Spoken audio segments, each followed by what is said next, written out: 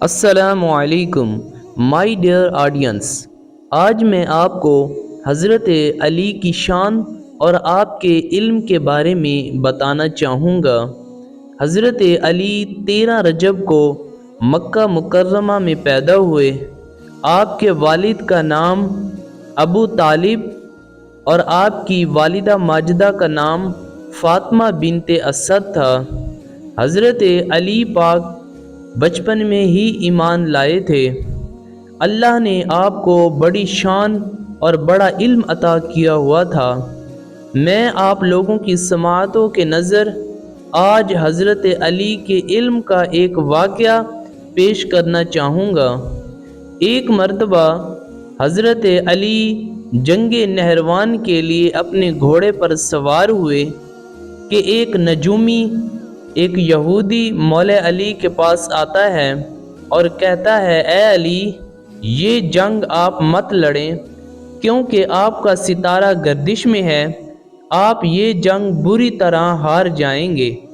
حضرت علی اس کی بات سن کر گھوڑے سے نیچے آ جاتے ہیں اور اس نجومی کو کہتے ہیں، اچھا تم ستاروں کے حال جانتے ہو؟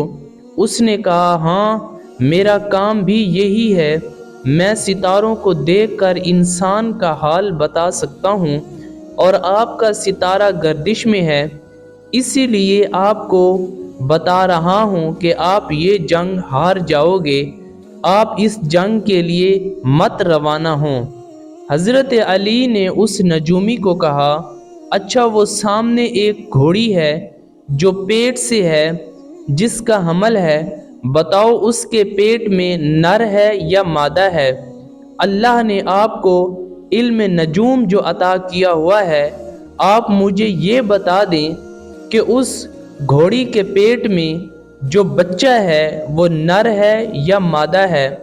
اب وہ نجومی خاموشی سے مولا علی کے سامنے سر جھکائے کھڑا ہے۔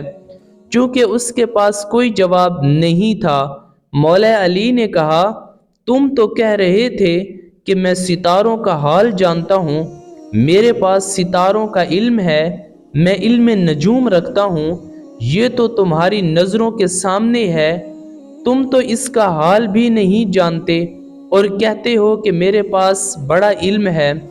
حضرت علی نے کہا، اچھا بتاؤ کون سا ستارہ جب ٹوٹتا ہے تو اونٹ پر ایک حرکت ظاہر ہوتی ہے؟ اب نجومی دوسری بار بھی لاجواب ہو گیا، اس کے پاس کوئی جواب نہیں تھا، وہ شرم کے مارے پانی پانی حضرت مولا علی کے سامنے کھڑا ہے۔ پھر حضرت علی نے اس سے سوال کیا، اچھا یہ بتاؤ کہ میرے اس گھوڑے کے پاؤں کے نیچے زمین پر ایک چیز ہے، بتاؤ وہ کیا ہے، وہ کیا چیز ہے؟ نجومی تیسری بار بھی لاجواب ہو گیا۔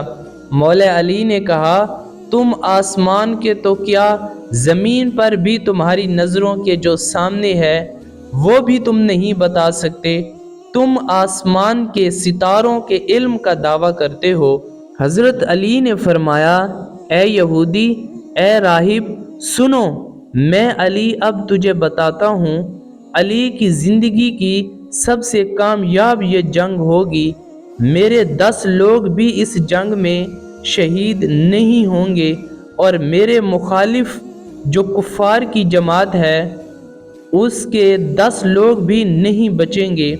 اور پھر تاریخ کے اوراق میں لکھا ہے کہ جنگ نہروان میں مولا علی کا کوئی ساتھی بھی شہید نہیں ہوا تھا، اور حضرت مولا علی کے جو مخالف تھے، جو کفار تھے، ان میں سے صرف 9 آدمی بچے تھے۔ یہ تھا حضرت علی کا علم اور حضرت علی کی شان۔ آپ جس میدان میں بھی قدم ٹکاتے تھے تو کفار کو، مخالفین کو ناکو چنے چبوا دیتے تھے۔ اللہ نے آپ کو بڑا مقام، بڑی بہادری اور بڑی ہی جرت اور علم و ذکاوت کا نور عطا کیا ہوا تھا۔ اور وہ یہودی، وہ راہب جو علم نجوم کا دعویٰ کر رہا تھا، جب اس نے حضرت علی کا علم اور حضرت علی کی یہ شان دیکھی تو بڑا حیران ہوا، اور اسی وقت کلمہ پڑھ کر مسلمان ہو گیا۔